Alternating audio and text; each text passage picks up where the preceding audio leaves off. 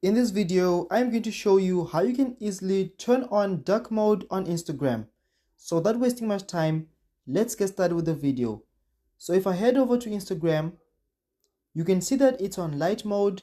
So you might be wondering, how can you turn this light mode Instagram to dark mode Instagram?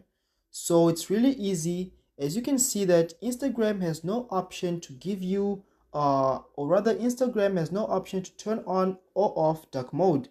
But the easiest way or a simple trick you can use is by using your phone settings.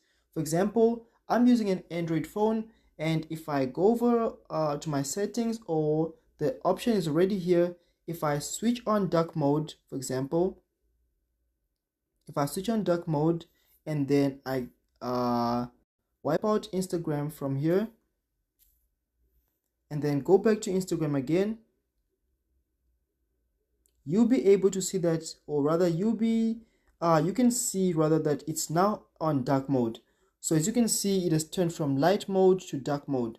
So that's an easy way to turn from light mode to dark mode on Instagram. So whatever phone rather you're using, switch to dark mode. If you are using light mode, switch to dark mode, and Instagram will automatically switch to dark mode too.